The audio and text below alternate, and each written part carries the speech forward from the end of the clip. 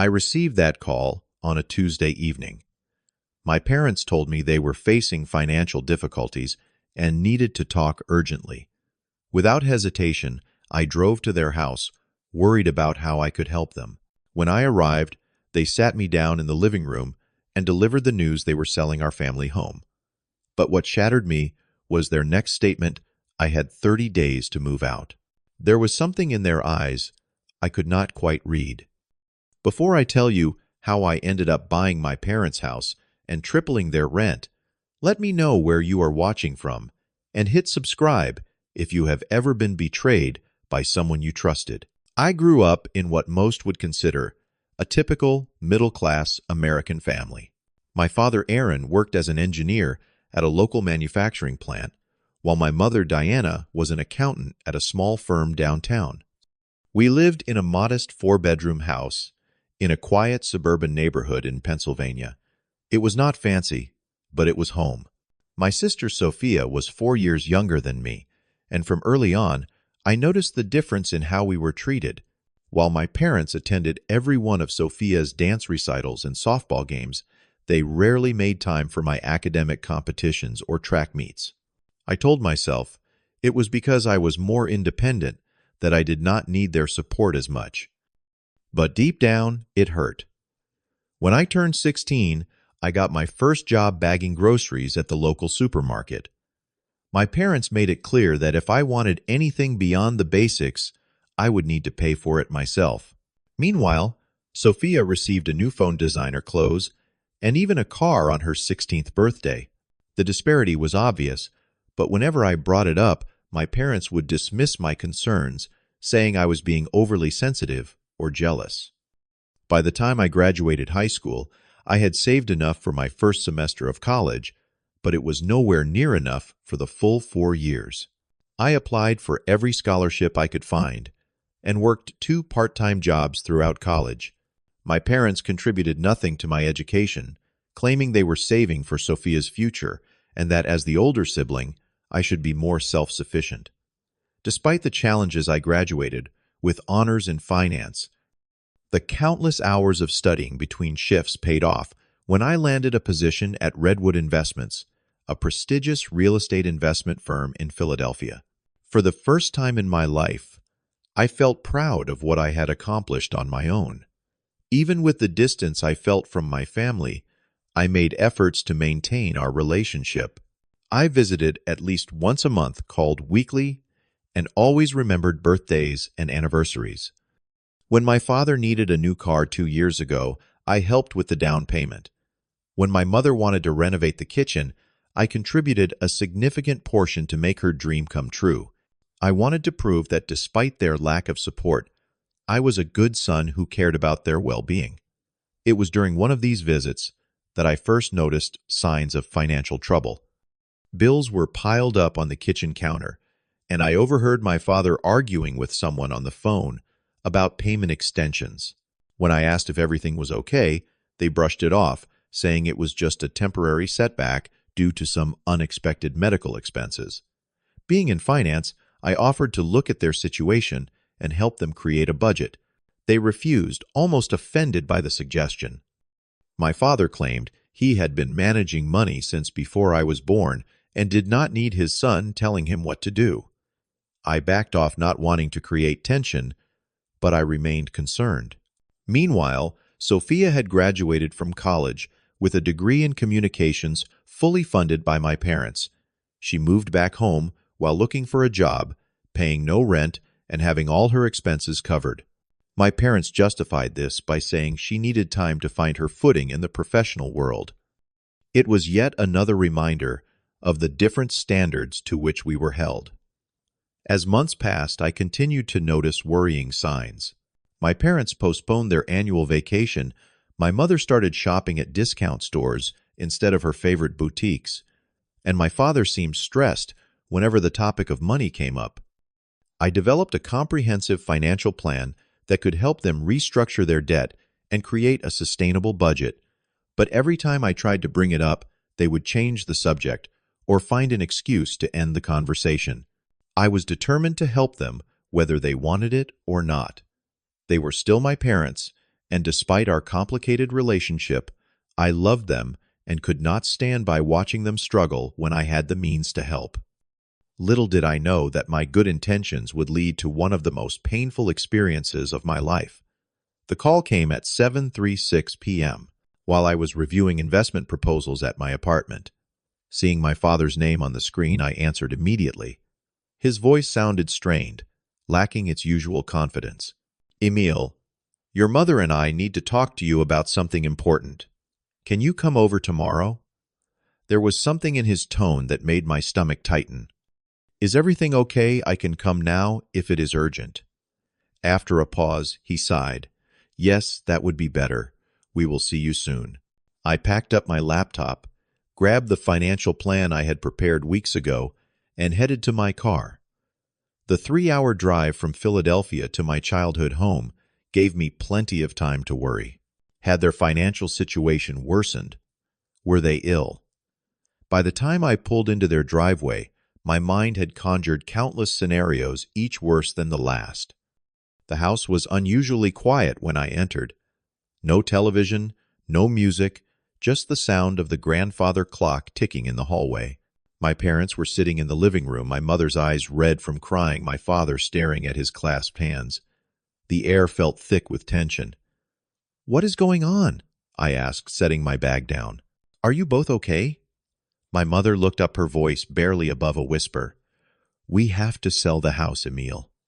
The news was not entirely surprising given what I had observed. I suspected you might be having financial problems. I brought some plans that could help you restructure your finances and keep the house. My father shook his head. "Our decision is final. We have already accepted an offer." "That was fast," I said, confusion creeping in. "When did you list it?" 3 weeks ago, my mother replied, avoiding my eyes. 3 weeks. They had been planning this for 3 weeks without saying a word to me. But what came next was what truly blindsided me. "We need you to move your things out within 30 days, my father stated flatly. "The new owners want to take possession by the end of next month." I stared at them in disbelief. "Move my things out? I do not even live here anymore. I have an apartment in Philadelphia." "Your old room," my mother clarified. "You still have furniture, books, and memorabilia stored here." The practical part of me understood this request, but something did not add up. There was an undercurrent of discomfort in the room that went beyond the sadness of selling a family home. "Where are you planning to go?" I asked. They exchanged a glance before my father answered. "We are looking at places in Florida. The cost of living is lower, and the weather would be better for your mother's arthritis." Florida. The pieces were not fitting together. "That is a big move. Let me help. I could loan you money to keep the house until you figure things out. Or I could even buy it from you, and you could continue living here." My offer hung in the air, met with uncomfortable silence. "That will not be necessary," my father finally said. "We want a fresh start." I left shortly after, confused and hurt by their rejection of my help, but fate had more revelations in store. I realized I had left my financial plan on their coffee table and returned to retrieve it. As I approached the front door, I heard raised voices coming from inside. "Do you think he suspects anything?" My mother's voice anxious. "No. Why would he? As far as Emil knows, we are in financial trouble and need to downsize." My father sounded confident, almost dismissive. "But what if he finds out we are not really struggling, that we just want to use the money from the house for the beachfront property he offered to help Aaron?" "Diana, we have discussed this. Emil has his own life now. He does not need us, and frankly, we want to enjoy our retirement without having to worry about him showing up all the time. Sophia understands our needs. She is excited about the move." "Sophia is coming with us," I whispered to myself, the betrayal cutting deeper. "He will be fine," my father continued. "He has always been independent. That is what we raised him to be." I stood frozen, the truth washing over me like ice water. They were not in financial trouble.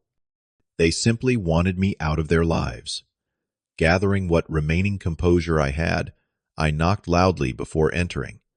The guilty expressions on their faces confirmed what I had overheard.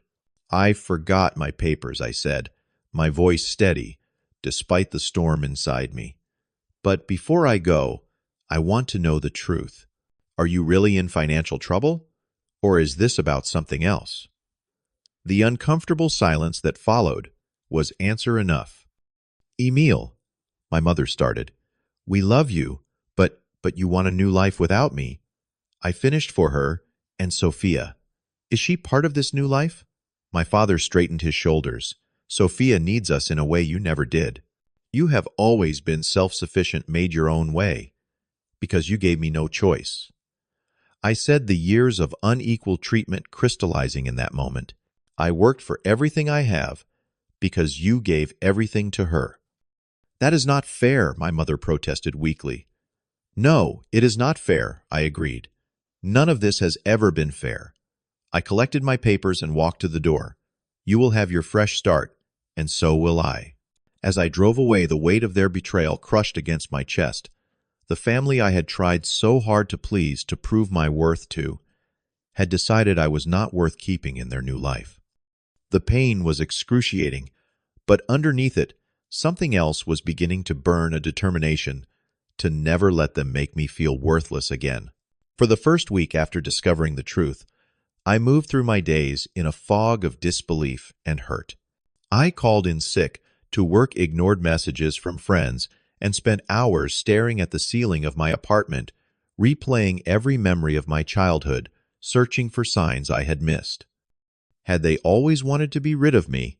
Was I really such a burden? On the 8th day, my colleague and closest friend Marcus showed up at my door with takeout and a concerned expression. "You have not answered any of my texts," he said, pushing past me into the apartment. "What is going on?" Over containers of lo mein and kung pao chicken, I poured out the whole story. Marcus listened, without interrupting, his expression shifting from concern to outrage on my behalf. "That is messed up, Emil," he said when I finished. "Family should not treat family that way."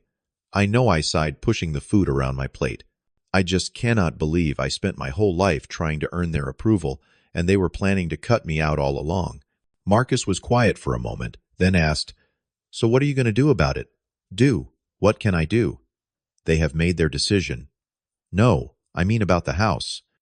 You said they are selling it, right? And they have no idea you work for a real estate investment firm." I looked at him, not following his train of thought. "Right, but what does that have to do with anything?" A slow smile spread across Marcus's face. "What if you bought it? I already offered to buy it, and they refused." "No." Marcus leaned forward, excitement in his eyes. "What if you bought it secretly through a shell company? They would never know it was you until it was too late." The idea was so outrageous that I laughed for the first time in days. "That is crazy." "Is it? You have the knowledge, the resources, and the connections. Think about it, Emil. They are discarding you for a beachfront property in Florida. What happens when they realize Florida is not paradise? When they miss their old neighborhood, their friends, they will want to come back." I said slowly, the pieces clicking into place. "Exactly. And when they do, you will be waiting. Not as their forgotten son, but as their landlord." The plan was audacious, borderline, vengeful. But the more I thought about it, the more appealing it became, not just as revenge, but as a way to reclaim some power in a relationship where I had always been powerless. The next day, I returned to work with renewed focus. First, I needed to understand my parents' financial situation better. Using my industry connections, I conducted a discreet investigation. What I discovered confirmed what I had overheard: they were not in financial distress. In fact, they had recently paid off their mortgage and had minimal debt. The house, which they had purchased for $180, 25 years ago, was now worth close to $450, 0 inches, the current market. Next, I established a shell company called Horizon Properties, LLC, using a business address at a virtual office space and listing Marcus as the manager to avoid any connection to my name. Through this company, I would make an offer on my parents' house. I reached out to Jessica Torres, a real estate agent I had worked with on several investment properties, someone I trusted to be discreet. "I need to purchase a property anonymously," I explained during our lunch meeting. "The sellers cannot know who the buyer really island." Jessica raised an eyebrow but did not ask questions. She understood the real estate business often involves sensitive situations. "What is the property and how much are you willing to offer?" I gave her my parents' address and said, "Offer 15% above whatever they are asking. I want to make sure they cannot refuse." "That is a significant premium," she noted. "Most sellers would jump at 10% over asking." "I want this to be a sure thing," I insisted, "and make sure all communication goes through you. I cannot be involved in any way until after closing." Jessica nodded, making notes. "I will present the offer as coming from Horizon Properties, a real estate investment firm looking to expand its portfolio in residential rentals. Cash, offer minimal contingencies, 15% above asking. It is almost guaranteed they will accept, and accept they did. Within 48 hours of Jessica presenting the offer, my parents had signed the contract. The closing was set for 30 days later, perfectly timed with their planned move to Florida. I watched from a distance as the process unfolded. Jessica kept me updated on every development, including a text message with a picture of my parents' smiling faces after the closing. They had sold their house for $517, $500 well above market value, and had no idea their estranged son was the buyer. After they moved out, I waited 2 more weeks to ensure they were settled in Florida before visiting the property. Standing in the empty house where I had grown up now legally, mine was a surreal experience. The room seemed smaller, the walls barer without the family photos and decorations. My old bedroom had been repainted and converted into a home office years ago, another sign of how eager they had been to erase my presence. I walked through each room, slowly memories flooding back. The kitchen where I had taught myself to cook because my mother was too busy helping Sophia with homework. The living room where I had waited, dressed in my prom tuxedo, for parents who had forgotten to come home in time to take pictures because they were at Sophia's volleyball game. The backyard where I had practiced track alone, no one cheering me on. This house held as much pain as it did nostalgia, yet now it was mine. Not because they had given it to me, but because I had taken it back through my own resources and ingenuity. The thought brought a smile to my face for the first time since entering. Life moved on after the purchase. I hired contractors to update the house, partly to increase its value, but mostly to make it feel like mine. New hardwood floors replaced the worn carpet, the outdated kitchen got modern appliances, and quartz countertops and fresh paint brightened every room. By the time the renovations were complete, it barely resembled the house I had grown up in. Meanwhile, I kept tabs on my parents' new life in Florida through Sophia's social media posts. There they were, on the beach, at fancy restaurants, shopping at upscale malls. They looked happy, carefree. Not once did they mention me or express any regret about leaving me behind. It stung, but I reminded myself that I was building something of my own now. 3 months after their move, I received an unexpected text from my mother, Emil. "Hope you are well. Florida is not what we expected. Too hot, too many tourists, and we miss our friends. Your father and I are thinking of coming back. Have you heard from Sophia? She moved out last month. Says, Florida is too boring." I did not respond immediately. So their paradise had not turned out to be so perfect after all, and Sophia, their favorite, had abandoned them too. The irony was not lost on me. 2 days later, my father called. I let it go to voicemail. "Emil, it is Dad. Listen, we made a mistake with Florida. We are looking to come back, but housing prices have gone up since we sold. We cannot afford to buy something comparable to our old place. We heard from the neighbors that our house is now a rental property. We were thinking of reaching out to the company that bought it to see if we could rent it." If you hear of any good rentals in the area, let us know. The following day, my mother sent another text. We found our old house listed for rent under a company called Horizon Properties. We are going to inquire. It would be so nice to be back in our home. This was the moment I had been waiting for, though it had come sooner than expected. They wanted back into the house they had so eagerly left behind, the house that now belonged to me. Through Jessica, I arranged for my parents to tour their old home, now beautifully renovated. She reported back that they had loved the changes and were eager to rent it, asking about the application process and monthly rate. I set the rent at 3 times the market rate for similar properties in the area. It was exorbitant, deliberately so. If they balked, I would know they had other options. If they accepted, it would confirm how desperate they were to return. Jessica called me after presenting the rental terms. They were shocked at the price, but said they would think about it. I get the feeling they really want the house. Set up a meeting, I instructed her. Tell them the property owner wants to meet potential tenants personally before approving the application. Tomorrow at noon, at the house. The next day, I arrived early, parking my car a block away and entering through the back door. I wanted to be inside when they arrived to witness their expressions firsthand. At precisely noon, the doorbell rang. Taking a deep breath, I walked to the front door and opened it. The shock on their faces was immediate and absolute. My mother's hand flew to her mouth, while my father took a step back, as if physically struck. "Emil," my mother whispered, "what are you doing here?"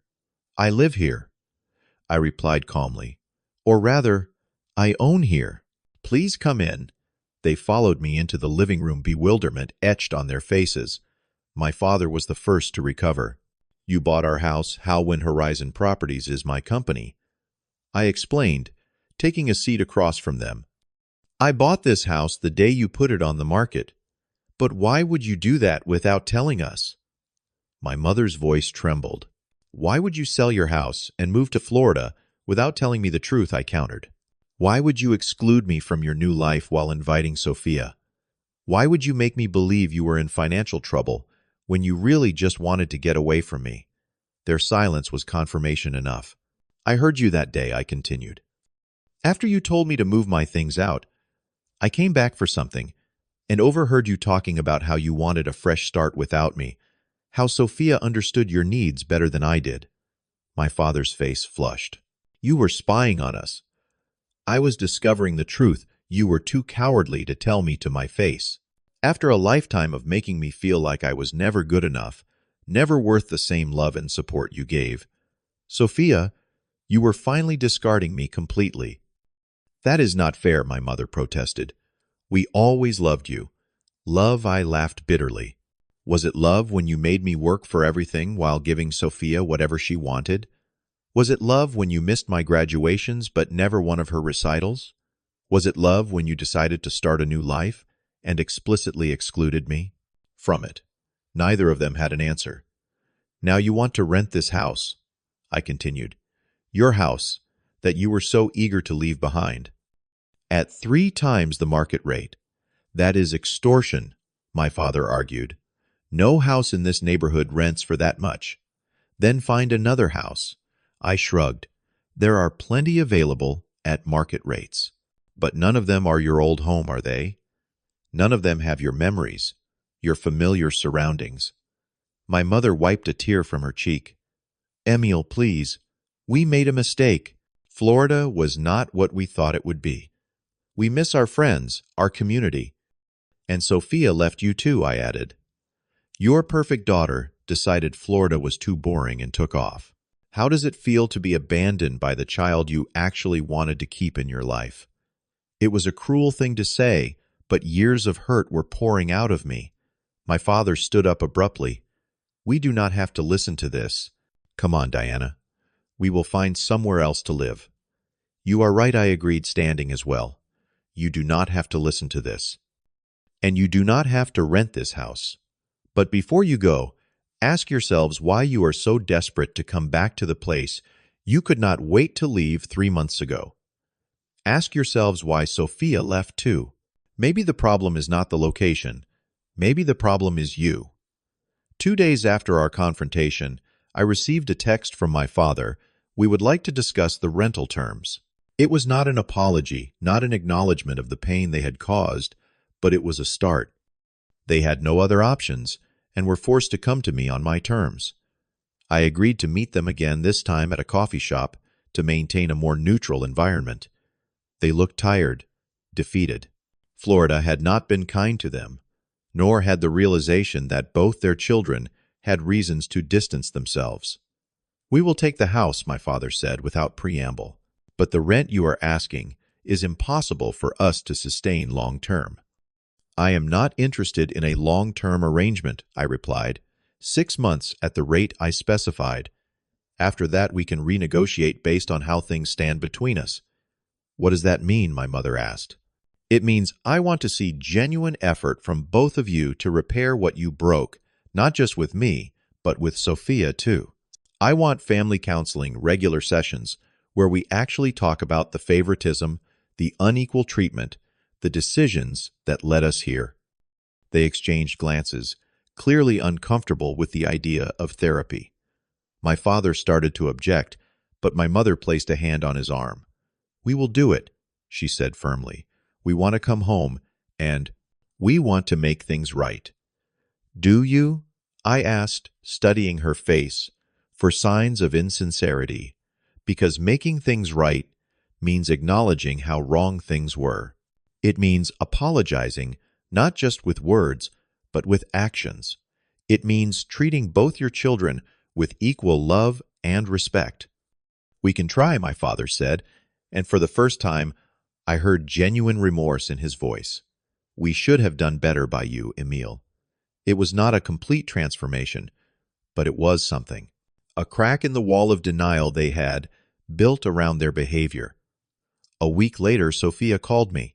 Our relationship had always been complicated, a mix of sibling affection and the tension created by our parents' favoritism. She had not been directly responsible for their behavior, but she had benefited from it her entire life. "Mom and Dad told me what happened," she said. "About the house, the rent, everything. And I braced myself for her anger, her defense of our parents. And I think it is about time someone stood up to them," she said, surprising me. "I left Florida because I finally saw them clearly. The way they constantly try to control everything, how they use money and approval as weapons.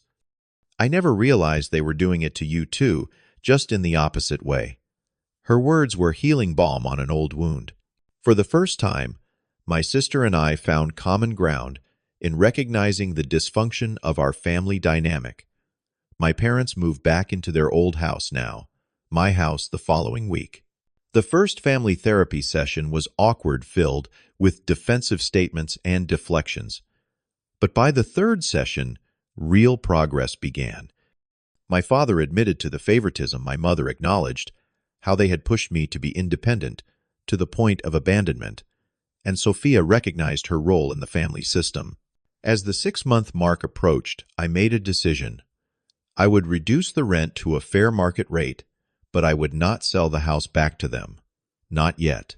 Ownership of the house gave me the leverage I needed to ensure they continued working on our relationship. It was not about revenge anymore, but about establishing boundaries and demanding the respect I deserved. True healing takes time, and our family had decades of unhealthy patterns to unravel. Some days were better than others. There were setbacks, arguments, where old habits resurfaced, moments when I questioned whether any of this was worth the effort. But there were also breakthroughs, genuine apologies, and small gestures that showed they were trying to change. I learned an important lesson through all of this, sometimes to be treated with respect. You have to be willing to stand up for your own worth, even if that means confronting the very people who should have valued you unconditionally from the start. Love should not be a competition, and family should not pick favorites. Real family supports each other equally, celebrates each other's successes without comparison, and never makes anyone feel like they need to earn their place at the table.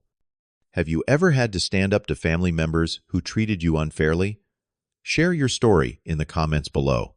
If this resonated with you, please hit that like button and subscribe to hear more stories about standing up for yourself and setting healthy boundaries. Remember, you deserve to be treated with respect and love, especially by those closest to you. Thank you for listening, and I hope my experience helps you find the courage to demand the respect you deserve in your own relationships.